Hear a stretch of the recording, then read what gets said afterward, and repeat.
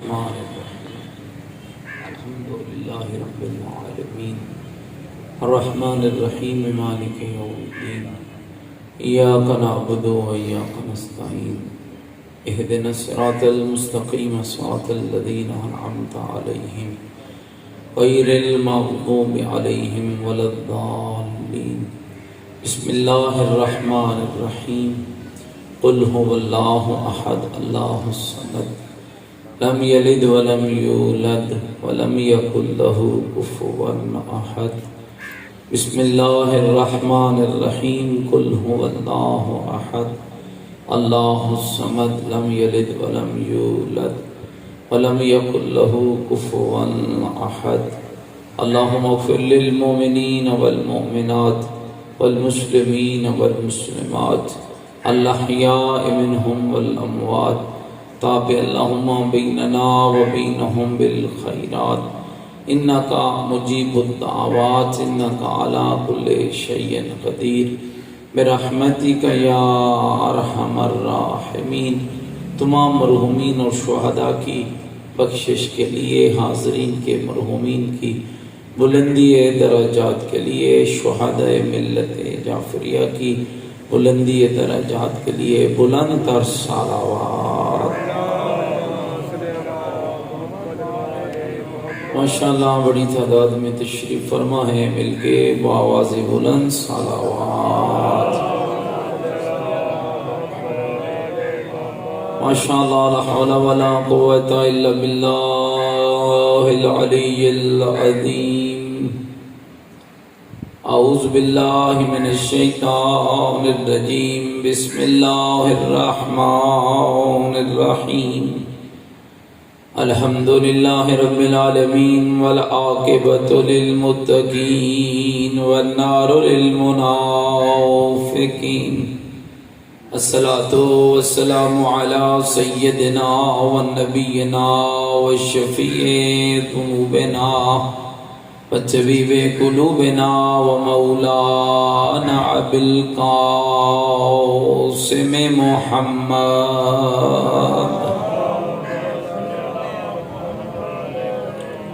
وآلہ الطیبین الطاہرین المعصومین المظلومین المنتجبین الذین اذهب اللہ عنہم الرجس وطہرہم تطہیرا.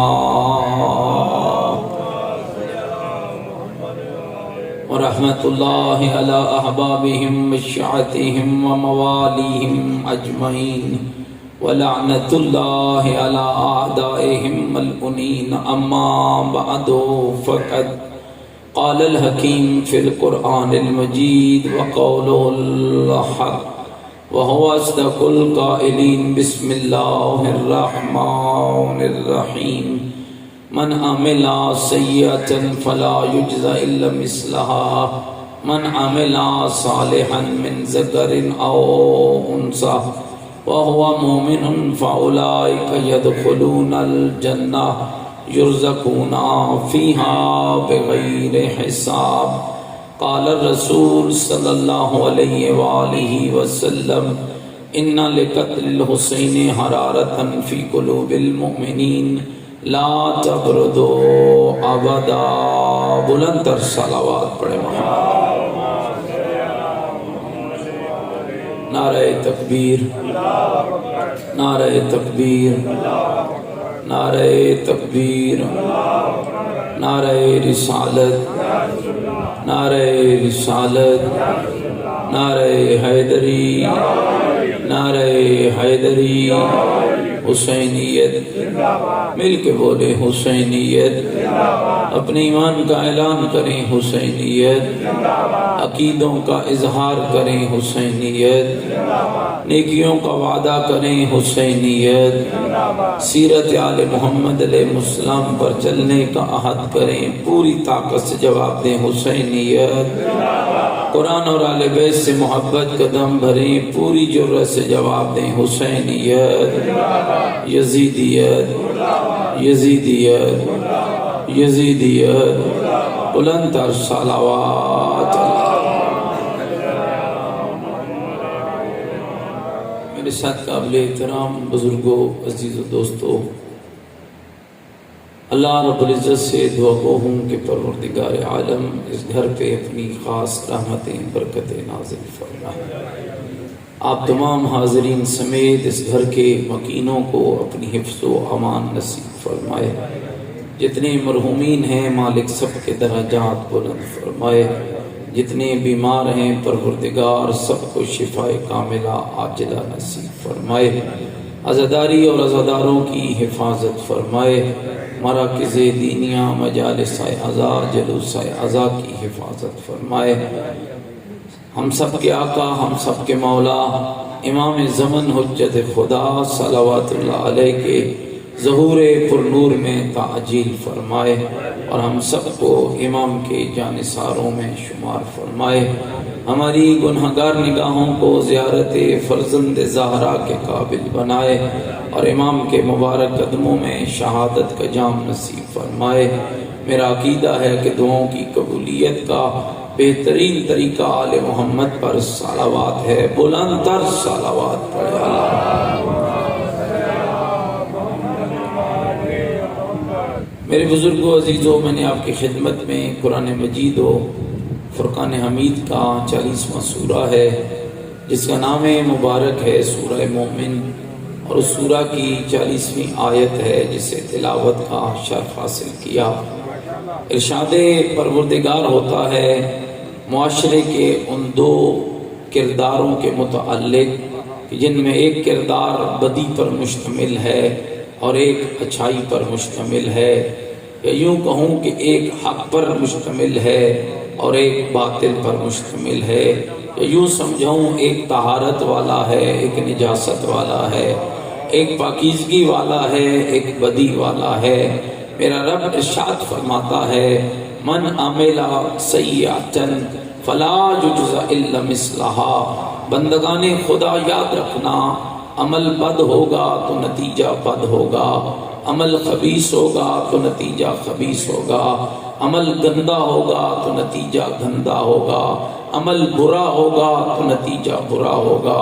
فمن یعمل مثقال ذرۃ خیرا یرہ ومن یعمل مثقال ذرۃ شرا یرہ، ذرا برابر بھی نیکی کرے گا تو تیرا رب تجھے تیری اس نیکی کا اجر عطا کرے گا، اور اگر ذرا برابر بھی تو برائی کرے گا تو تیرا اللہ اس برائی پر تجھے سزا دینے کا حق رکھتا ہے۔ پھر معصوم نے فرمایا اس ذات کا کمال یہ ہے اگر وہ تمہاری برائی کی انجام دہی پر تمہیں سزا دے دے تو یہ اس کا عدل ہوگا، اور اگر معاف کر دے تو اس کا فضل ہوگا۔ اس لیے دعا کمیل میں میرے مولا علی نے فرمایا بندگان خدا جب رب سے مانگنا تو ان لفظوں میں مانگنا، یا سری الرضا اغفر لمن لا یملک الا الدعاء، اے اپنے بندے سے سب سے زیادہ جلدی راضی ہونے والے اللہ اس کو معاف کر دے جس کے پاس سوائے دعا کی کچھ موجود ہی نہیں ہے۔ اور پھر جب پکارنا تو یوں پکارنا الہی افعل بما انت اہلو لا تفعل بما نحن اہلو، میرے اللہ ہمارے بارے میں وہی فیصلہ کرنا جس کا تقاضا تیرا فضل کرتا ہے، وہ فیصلہ نہ کرنا جس کا تقاضا تیرا عدل کرتا ہے۔ میری گل سمجھ آ رہی ہے میرے دوستوں بزرگوں؟ قرآن کہہ رہا ہے عمل گندا ہے نتیجہ گندا ہے، اور ساتھ ہی اعلان فرمایا من عمل صالحا من ذکر او انثی، جس کا بھی عمل صالح ہوگا وہ مرد ہو یا عورت، وَهُوَ مُؤْمِنٌ، شرط یہ ہے کہ وہ مومن بھی ہو۔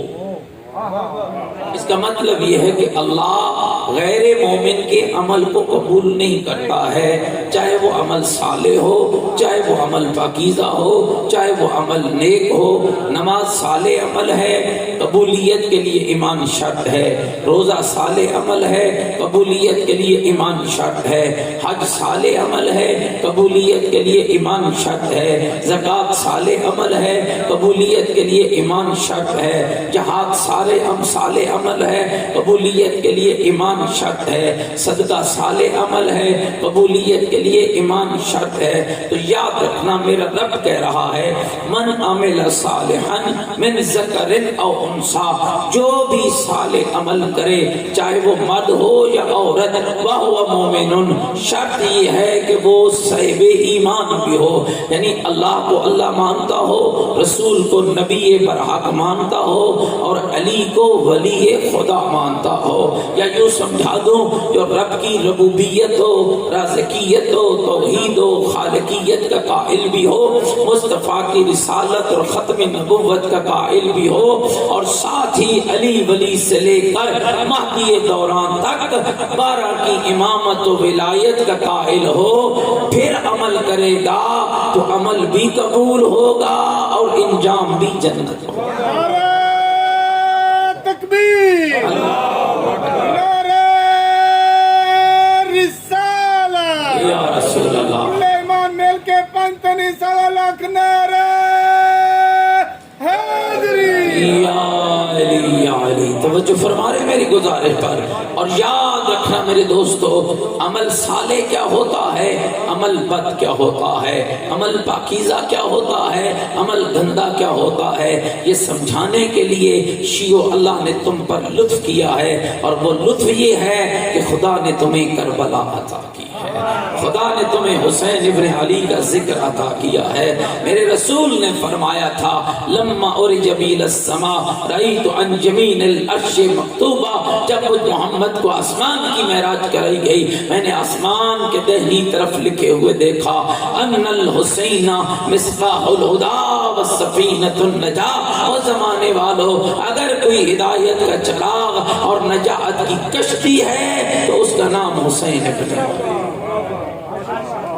اور دو تعارف توجہ چاہتا ہوں آپ بزرگوں عزیزوں کی، دو تعارف میرے رسول نے اپنے حسین کے کرائے۔ پہلا تعارف کرایا کہ حسین کشتی نجات ہے، پہلا تعارف کرایا کہ حسین چراغ ہدایت ہے، دوسرا تعارف کرایا کہ حسین کشتی نجات ہے۔ حالانکہ جب اپنی آل بیت کی بات پیغمبر کر رہے تھے تو ایک ہی جملے میں فرمایا مثل آل بیتی کمثل السفینۃ نوح، میری آل بیت کی مثال کشتی نوح کی طرح ہے، من راکبہا نجا واہتدی ومن تخلف عنہا ضل فغرقا، جو آل بیت کی کشتی نجات پہ سوار ہو گیا، میں محمد اسے خوشخبری دیتا ہوں ہدایت بھی پا جائے گا، نجات بھی پا جائے گا، اور جو میری آل بیت کی کشتی سے دور بھاگے گا وہ ذلیل بھی ہوگا، وہ غرق بھی ہوگا۔ لیکن جب حسین کا تعارف کرانے لگے تو الفاظ کو بدل دیا، فرمایا میرا حسین چراغ ہدایت بھی ہے اور میرا حسین کشتی نجات بھی ہے۔ اللہ کے نبی دو تعارف کیوں کرا رہے ہیں؟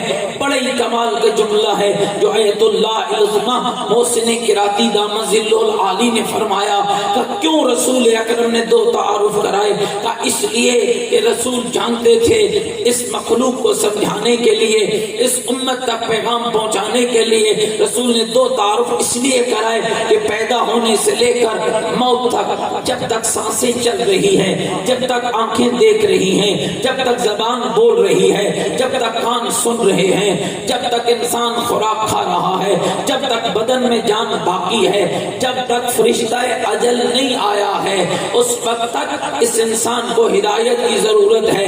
کوئی عقیدہ نہ خراب کر دے، ہدایت کی ضرورت ہے، کوئی فکر نہ خراب کر دے، ہدایت کی ضرورت ہے، کوئی راستے سے نہ ہٹا دے، ہدایت کی ضرورت ہے، کوئی آل محمد سے دور نہ کر دے، ہدایت کی ضرورت ہے، کوئی خدا سے دور نہ کر دے، ہدایت کی ضرورت ہے۔ کہ جیسے ہی اس انسان کی روح قبض ہوتی ہے اور فرشتہ اجل اس کی روح کو لے کے چلتا ہے، 3 پانیوں سے غسل دیا جاتا ہے، کپڑے پہ لپیٹ کے قبر کی لحد میں اتارا جاتا ہے، اب ہدایت والا دروازہ بند ہو جاتا ہے، اس لیے کہ ہدایت کا تعلق تیری روح کے ساتھ ہے۔ روح ختم، روح اور جسم کا رشتہ ختم، ہدایت والی بات ختم۔ اب جس عقیدے پہ مرا اسی پہ اٹھے گا، جیسا مرا جاگ دے بیٹھے جیسا مرا ویسا اٹھے گا، جیسا کردار جیسا عمل. فرمایا یاد رکھنا جیسے ہی مر گیا اب مرنے کے بعد اسے ہدایت نہیں چاہیے، اب اسے امان چاہیے، اب اسے نجات چاہیے. اب کہاں نجات چاہیے؟ قبر کی سختی سے نجات چاہیے، برزخ کی مشکل سے نجات چاہیے، معاشر کی گرمی سے نجات چاہیے، عذاب کی سختی سے نجات چاہیے، پل صراط جو بال سے باریک ہے اس سے گزرنے میں نجات چاہیے، حوض کوثر تک پہنچنے میں نجات چاہیے. تو میرے بھائی میرے رسول نے اسی لیے فرمایا خیال کرنا دنیا کی ہدایت چاہیے تب بھی میرا حسین دے گا، آخرت کی نجات چاہیے تب بھی میرا حسین.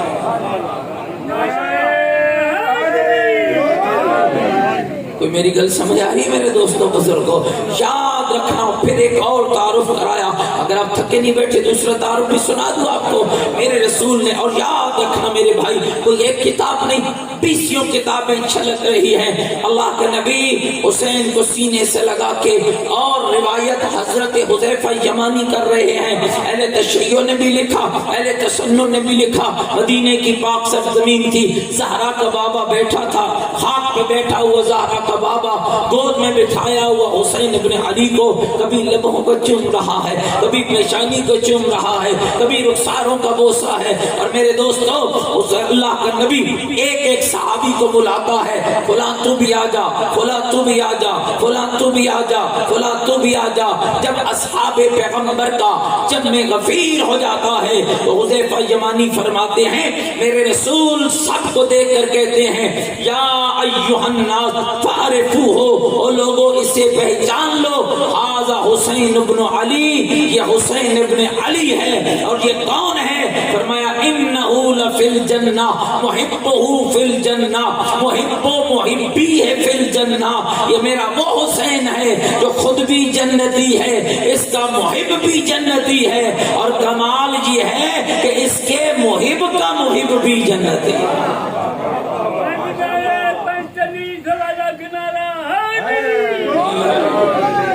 یہ حسین خود بھی جنتی ہے، اس کا محب بھی جنتی ہے، اس کے محب کا محب بھی جنتی ہے. پھر میرے رسول نے فرمایا ایک حدیث اور سنا دو بھائی. پھر میرے رسول نے فرمایا اذا اراد اللہ بعبد خیرا، جب اللہ کسی بندے کے لیے خیر چاہتا، اللہ چاہتا ہے خیر، اسے کیا دیتا ہے؟ کوٹھی، کار، رقبہ، جائیداد، سیاست، شہنشاہت، بادشاہت. نہ میرے دوستو میرے رسول فرماتے ہیں جب اللہ کسی کے لیے خیر چاہتا ہے اسے مال دنیا نہیں دیتا ہے، اسے دنیا کی بادشاہت نہیں دیتا ہے، اسے دنیا کا وڈیرا نہیں بناتا ہے.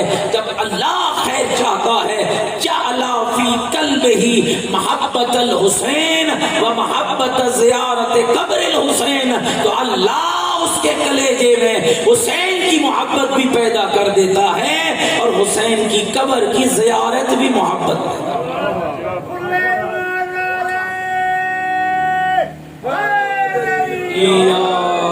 یا علی متوجہ بیٹھے میری باتوں پر. اس کا مطلب یہ ہے کہ خدا نے آپ کے لیے اور میرے لیے خیر کو چاہ لیا ہے، اس لیے کہ اللہ نے ہمارے دلوں میں حسین کی محبت بھی پیدا کی ہے اور حسین کی قبر کی زیارت کی محبت بھی. یہ معمولی نہیں ہے. چلیں ایک حدیث اور سناتا ہوں، گھبرا تو نہیں کہ میری باتوں سے. میرے امام جعفر صادق علیہ الصلوۃ والسلام، مل کے صلوات پڑھیں ذرا مولا کی ذات پر. بارے دیگر بھی زبانوں کو معطر کریں، بلندتر صلوات. میرے امام فرماتے ہیں اللہ رب العزت نے میرے جد حسین کو ان کی شہادت عظمیٰ کے بدلے میں 3 فضیلتیں ایسی عطا کی ہیں جو کائنات میں کسی اور کو نصیب نہیں ہوئی ہے. کون سی 3 فضیلتیں سننا؟ میں جعل اللہ الامامۃ فی ذریۃ الحسین. پہلی فضیلت کہ اللہ نے امامت کو ذریت حسین میں رکھ دیا. 9 امام بیٹے اللہ نے حسین ابن علی کو عطا کیے ہیں. اور پیغمبر خدا جب مولا حسین کو اپنی گود میں بٹھاتے تھے نا، سننا حسین کا قصیدہ بزبان مصطفیٰ بٹھا کر ماتھے کو چوم کر کہتے تھے یا بنیا انک سید و ابن سید و ابو السادات. میرا لال حسین تیری عزت کے لیے اتنا کافی ہے، تو خود بھی سید ہے، تیرا بابا بھی سید ہے، تیری اولاد بھی سید ہے. پھر فرماتے تھے انک حجت و ابن حجت و ابو الحجج. میرا لال تیری عزت کے لیے اتنا ہی کافی ہے، تو خود بھی حجت خدا ہے، تیرا بابا بھی حجت خدا ہے، تیری اولاد بھی حجت خدا ہے. پھر ماتھا چومتے، پھر فرماتے یا بنیا انک امام و ابن امام و ابو الائمہ. میرا حسین تیری عظمت کے لیے اتنا ہی کافی ہے، تو خود بھی امام ہے، تیرا بابا بھی امام ہے، تیری اولاد بھی امام ہے. بزرگوں، یہ پہلی عزت ہے جو میرے اللہ نے حسین ابن علی کو عطا کی ہے. کہا جب جنت سج رہی ہوگی نا، مومن جا رہا ہوگا، جنت خدا کے حضور کہے گی قالت الجنہ لما سیقا اہل الجنت الی الجنہ. جب جنت والوں کو جنت کی طرف لے جایا جا رہا ہوگا، قالت الجنہ، تو جنت کہے گی یا رب الیس قد وعدتنی ان تزیننی برکنین. میرے اللہ تو نے وعدہ کیا تھا نا جب تو مجھے بنا رہا تھا کہ اے جنت میں تجھے 2 رکنوں کے ساتھ زینت عطا کروں گا. میرے مالک جنت والے تو جنت میں آ رہے ہیں، مجھے زینت کب ملے گی؟ آواز ہے کہ الیس قد وعدتک قد زینتک بالحسن والحسین. اے جنت میں نے حسنین کے ذریعے تجھے زینت عطا نعرہ تکبیر، نعرہ رسالت، یا رسول اللہ، نعرہ حیدری، یا علی یا علی. توجہ فرما رہے میری گزارش پر. میں کہا کرتا ہوں دوستو، جو جن کے لیے جنت زینت ہو وہ اور ہوتے ہیں، جو جنت کے لیے زینت بن جائیں وہ اور ہوتے ہیں. دوسری عزت سنا دوں بھئی، آپ متوجہ بیٹھے ہیں. پھر میرے رسول نے فرمایا جعل اللہ الاجابت تحت قبۃ الحسین. اللہ نے گنہگار کی دعا کی قبولیت حسین کے روزے کے قبے کے نیچے. اب آپ لوگ حج پہ جاتے ہیں نا، حج پہ حکم ہوتا ہے جیسے ہی بیت اللہ پہ نگاہ پڑے، جو مانگو گے اللہ عطا کرے گا، جو مانگو گے اللہ قبول کرے گا، جو کہو گے اللہ مان لے گا.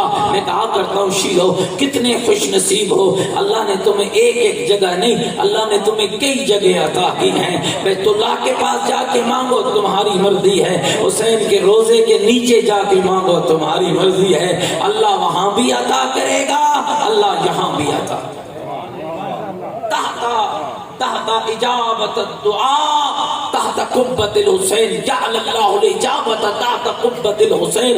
اللہ نے گنہگار کی دعا کی قبولیت حسین کے روزے کے قبے کے نیچے رکھ دی ہے. اور میرے دوستو یہ معمولی بات نہیں ہے. دعا مانگو اس مجلس میں بیٹھ کے، میرے اللہ ہمیں حسین کی قبر کی زیارت کر، سوار قبر حسین ابن علی بنا. اور دوستو یہ معمولی نہیں ہے. چلیے 2-4 حدیثیں اور آپ کو سناتا ہوں، تھکے تو نہیں بیٹھے میری باتوں سے. فرمایا اذا کان یوم القیامہ، جب قیامت کے دن ہوگا، آواز آئے گی ینادی مناد، ایک ندا دینے والا ندا دے گا. اور جانتے ہو اس کی ندا کیا ہوگی؟ این زبار قبر الحسین. حسین کی قبر کے ظاہر کہاں ہے؟ حسین کی قبر کے ظاہر کہاں ہے؟ فرمایا فیقوم اناس کثیر، بہت سے لوگ کھڑے ہو جائیں گے، میرے مالک ہم حسین کی قبر کے ظاہر ہیں، ہم حسین کی قبر کے ظاہر ہیں. کہا جیسے ہی لوگ کھڑے ہوں گے تو فوراً خدا کی آواز آئے گی اے حسین کی قبر کے ظاہر ہو، کھڑے ہو جاؤ اور چلو اور دیکھو. کسے دیکھے؟ خذوا بیدہم من احببتم فانطلقوا بہ الی الجنہ. جب تم حسین کی قبر کی زیارت کر کے آتے تھے اور جو خوشی سے تم سے ملنے آتے تھے اور تم سے محبت کرتے تھے اس لیے کہ تم حسین کی قبر کے ظاہر ہو، آج اٹھو انہیں معاشر میں ڈھونڈو، ان کا ہاتھ پکڑو، خود بھی جنت میں چلے جاؤ، انہیں بھی جنت میں لے. نہیں ہوگا، حسین کی قبر کے ظاہر معمولی مقام نہیں ہوگا۔ فرمایا معاشر سجا ہوا ہوگا، دسترخوان توحید سجا ہوگا، اور جنت کے کھانے ہوں گے، جنت کی نعمتیں چنی ہوئی ہوں گی، اور ایسا دسترخوان لگے گا جس پہ نبی بیٹھے ہوں گے، جس پہ ولی بیٹھے ہوں گے، جس پہ وسیع بیٹھے ہوں گے۔ پھر خدا کہے گا این زوار قبر الحسین، حسین کی قبر کے ظاہر کہاں ہے؟ مالک فلاں جگہ پر ہے۔ آواز آئے گی ان کو وہاں سے اٹھاؤ، یہاں بٹھاؤ جہاں میرے نبی بیٹھے، وہاں بٹھاؤ جہاں میرے ولی بیٹھے ہوئے ہیں، وہاں بٹھاؤ جہاں میرے وسیع بیٹھے ہوئے ہیں۔ اور دوستو خیال کرنا، ذرا دو روایتیں اور سن لو۔ راوی کہتا ہے میں حضرت امام جعفر صادق علیہ السلام مل کے صلوات پڑھ کرے محمد و آل محمد کی ذات پر۔ راوی کہتے ہیں میں امام صادق کے گھر کی طرف چلا، اور جب میں امام کے گھر میں داخل ہوا تو میں نے دیکھا فرزند زہرا کا سر سجدے میں ہے، اور امام سر سجدے میں رکھ کے روئے جا رہا ہے، روئے جا رہا ہے۔ تو پھر روتے روتے میرا امام ایک دعا مانگنے لگا۔ سنو گے وہ دعا کس کے لیے تھی؟ تیرے امام صادق نے رو کے کہا میرے اللہ ان چہروں پہ رحم کرنا جو میرے دادا حسین کے غم میں غم زدہ ہوتے ہیں، ان آنکھوں پہ رحم کرنا جو میرے جد کے غم میں روتی ہے، اور تیسری دعا مانگی میرے اللہ ان ہاتھوں پہ رحم کرنا جو میرے دادے حسین کی ذری سے مس، ان ہاتھوں پہ رحم کرنا۔ اور میرے دوستو یہ کوئی معمولی لمحہ نہیں ہے، اللہ کی بہت بڑی عطا ہے قبر حسین کی زیارت کرنا۔ لیکن اتنا ضرور سمجھانا چاہوں گا، زیارت آداب رکھتی ہے، زیارت بھی انداز رکھتی ہے، زیارت کی بھی کچھ شرائط ہیں۔ حرام مال سے کرے گا کوئی قبول نہیں ہے، کسی کو لوٹ کے کرے گا کوئی قبول نہیں ہے، اور حرام کما کے کرے گا پھر بھی قبول نہیں ہے، حرام کھا کے کرے گا پھر بھی قبول نہیں ہے، اگر بدن میں کوئی حرام ہوگا پھر بھی قبول نہیں ہے۔ یاد رکھنا میرے بھائی، جس طرح حج بیت اللہ پہ جانے کی شرائط ہیں، اسی طرح حسین کی قبر کی زیارت کی بھی شرائط۔ ناراض ہو گئے آپ میری بات سے؟ جس طرح حج بیت اللہ پہ جانے کی شرائط ہیں، اب ایک بندہ ساری زندگی مال کماتا، خمس کا حساب نہیں کرتا ہے، زیارت قبول نہیں ہوگی، زکات نہیں دیتا ہے، زیارت قبول نہیں ہوگی، بہن کا حق نہیں دے رہا ہے، زیارت قبول نہیں ہوگی، یتیم کا حق نہیں دے رہا ہے، زیارت قبول نہیں ہوگی۔ اور یاد رکھنا یہ جملہ میں کہنا چاہوں گا، جن لوگوں نے حسین ابن علی کو قتل کیا تھا ان کا سب سے بڑا جرم یہ تھا کہ ان کے بدنوں کی غذا حرام تھی، ان کا مال حرام تھا۔ اور یاد رکھنا دوستو، یہ جملے میں نہیں کہہ رہا، روز عاشور بی بی زینب کبریٰ نے، بی بی طاہرہ نے حضرت امام مظلوم سے پوچھا تھا اے میرے ویر، یہ لوگ جو تجھے قتل کر رہے ہیں کیا یہ لوگ تجھے جانتے نہیں ہیں؟ کیا انہوں نے نہیں سن رکھا ہے تو نواسہ پیغمبر ہے، تو جگر گوشہ بطول ہے، تو علی کا لاڈلا ہے؟ کیا یہ لوگ تجھے جانتے نہیں ہیں؟ کیا انہوں نے میرے نانے رسول کی ان حدیثوں کو نہیں سنا ہے جہاں رسول آپ کے لیے کہتے تھے حسین منی وانا من الحسین؟ کیا رسول آپ کے لیے کہتے تھے الحسن والحسین سیدہ شباب اہل الجنہ؟ میں بالکل ماں جائی انہوں نے سنا ہے۔ پھر میرے ویر جب اتنا کچھ سن رکھا ہے تو پھر یہ بدبخت تجھے قتل کیوں کرنا چاہ رہے ہیں؟ کہا اے میری ماں جائی اس لیے کہ ان کے بدنوں کی غذا حرام ہے، جب بدنوں کی غذا حرام ہوتی ہے تو پھر یاد رکھنا نہ امام سمجھ آتا ہے نہ امام کا کلام سمجھ۔ کتنا اجر ہے، ایک روایت اور سن لو، حضرت امام صادق سے یہ وسائل الشیعہ کی روایت ہے، کسی شخص نے پوچھا تھا فرزند رسول ہم نے آپ کے جد رسول سے منسوب اس روایت کو پڑھ رکھا ہے کہ ایک زیارت حسین کرے گا 70 مقبول حجوں کے برابر ثواب ہوگا، مولا کیا ایسا ہی ہے؟ امام نے فرمایا نہیں، 70 نہیں 700 مقبول حجوں کے برابر ثواب ہوگا۔ ہے مولا 700 مقبول حج؟ فرمایا نہیں، 7000 مقبول حجوں کے برابر۔ مولا 7000 مقبول حج؟ فرمایا نہیں، 70000 مقبول حجوں کے برابر۔ مولا 70000 مقبول حج؟ فرمایا نہیں، جب زہر حسین اپنے گھر سے نکلتا ہے جتنے قدم اٹھا کر ہوا میں بلند کرتا ہے ہر قدم پر حج مقبولہ کا ثواب ملے گا، جتنے زمین پر رکھتا ہے ہر قدم پر عمرہ مقبولہ کا ثواب ملے گا۔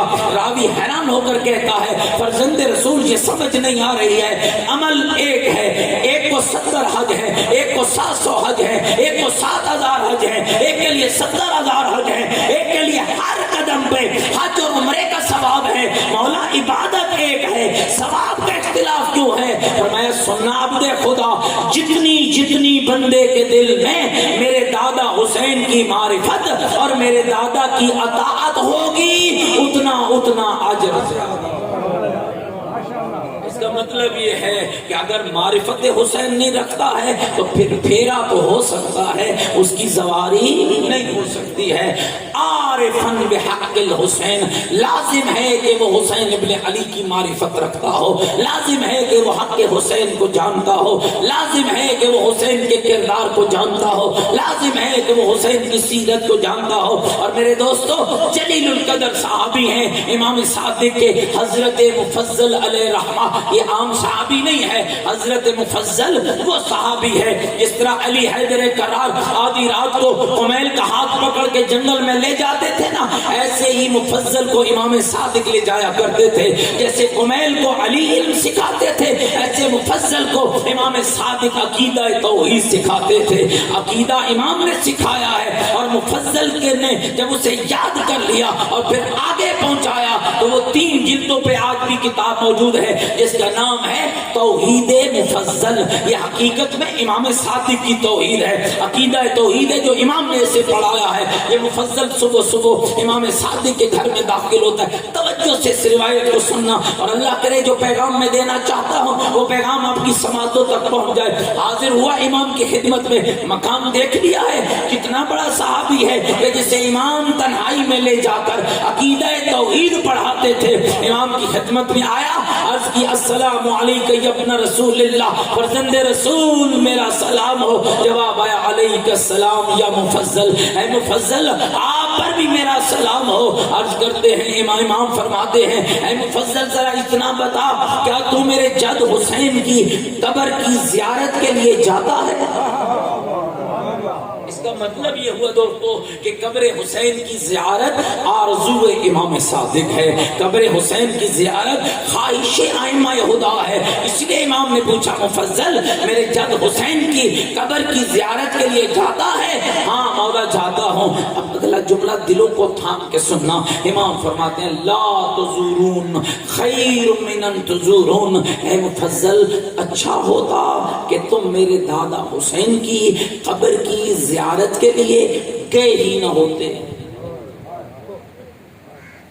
پتہ نہیں تسی میری گل سمجھیے گا، ہم مجلس میں آئے بیٹھے خاک بدندان ماں، خدا نہ کرے خدا نہ کرے امام زمان آ جائے اور کہیں کہ اچھا ہوتا کہ تم اس مجلس میں نہ آئے ہو۔ اس کا مطلب یہ ہے کہ ہم سے کوئی غلطی ہوئی ہے۔ مفضل کو کہہ رہا امام صادق جسے تنہائی میں لے جا کر عقیدہ توحید سکھاتے تھے، لا تزورون خیر من ان تزورون، مفضل اچھا ہوتا کہ تم میرے جد کی قبر کی زیارت کے لیے نہ گئے ہوتے۔ رو پڑا، رو کر جانتے ہو کیا کہا؟ قطعت ظہری ابن رسول اللہ، فرزند رسول آپ نے میری کمر کو توڑ ڈالا ہے۔ مولا کیوں فرما رہے ہو کہ میں نہ گیا ہوتا؟ فرمایا مفضل میرے جد کی قبر پہ جانے کے آداب کا پتہ ہے؟ پتہ ہے میرے دادا کی قبر کی زیارت کے آداب کیا ہے؟ اور یاد رکھنا دوستو، میں متوجہ اللہ آپ کو لے جائے، پہلے خوب تیار ہوں۔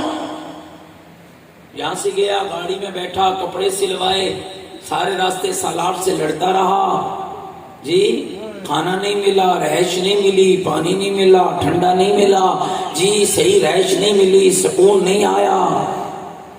امام کیا فرما رہے؟ غور کرو، مفضل جانتے ہو میرے جد کی قبر پہ جانے کا ادب کیا ہے؟ سارے راستے تم کھانے پانی اور سکون کے لیے لڑتے رہے، اور جہاں اس کے پاس رہے ہو جو 3 دن کا بھوکا اور پیاسا مارا گیا، اس کی طرف جانے والے۔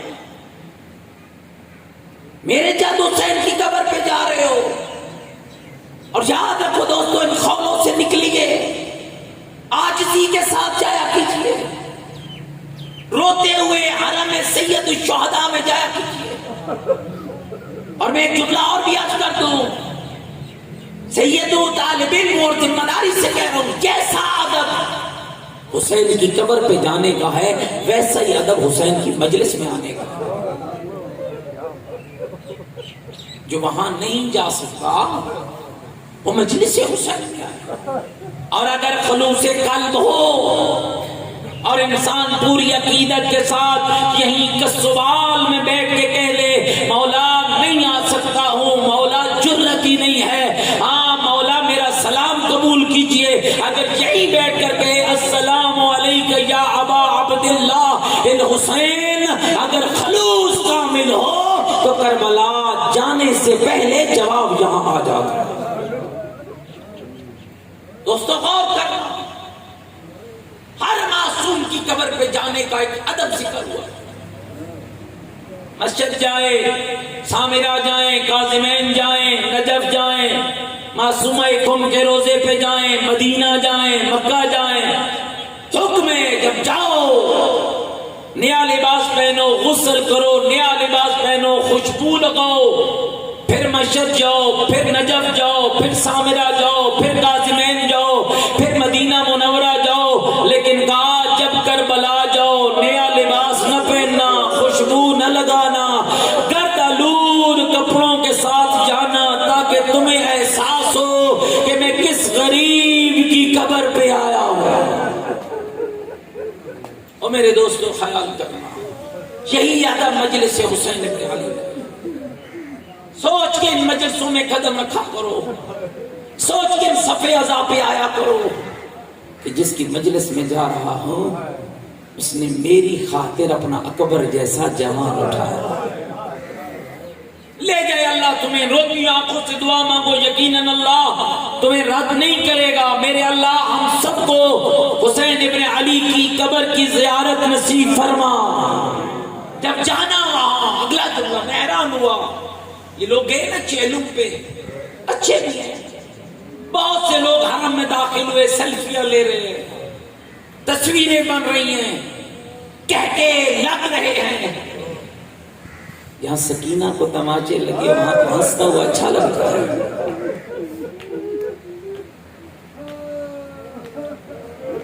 یہاں غریب نے عباس علمدار کے بازو اٹھائے ہوں، وہاں تو ہنستا ہوا اچھا لگتا ہے۔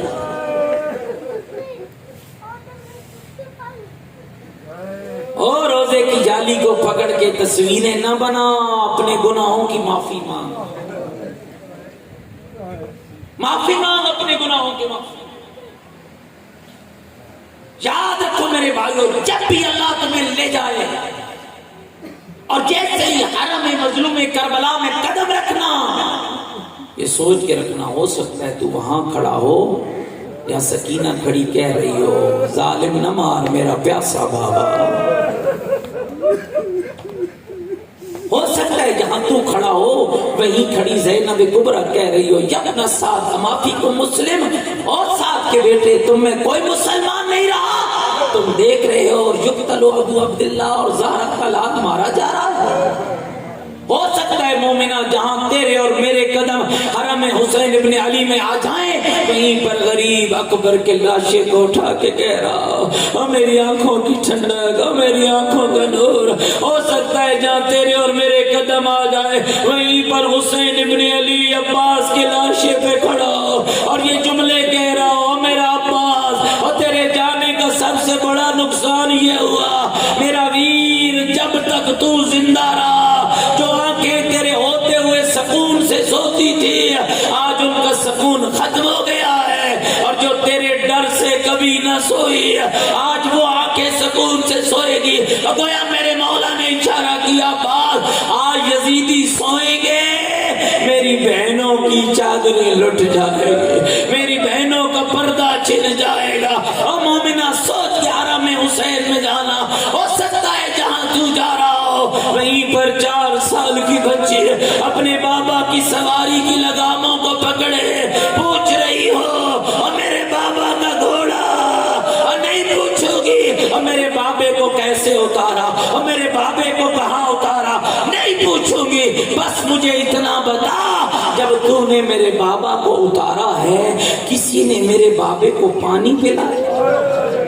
کسی نے میرے غریب بابا کو پانی پلایا؟ لہذا مومنہ ذرا سوچ کے جانا، ہو سکتا ہے جہاں تیرے قدم ہو وہیں پر نبی زادیوں کے خیمے چلے ہو، وہیں پر علی کی بیٹیوں نے کہا واہ محمد واہ حجابا واہ علی، آسان نہ تھا دوستو، اور تھا گئی آگ اور زہر آل رسول کو منصور دوام کی یہ ملعون کا زمانہ ہے، آدھی رات کا وقت ہے جب امام صادق کے گھر کو آگ لگتی ہے، روایت کہتی ہے جلتے ہوئے شعلوں سے امام صادق نے اپنی بچیوں کو اٹھایا، اپنے بیٹوں کو اٹھایا، خانوادے کو بیدار کیا، محفوظ مقام پہ پہنچایا۔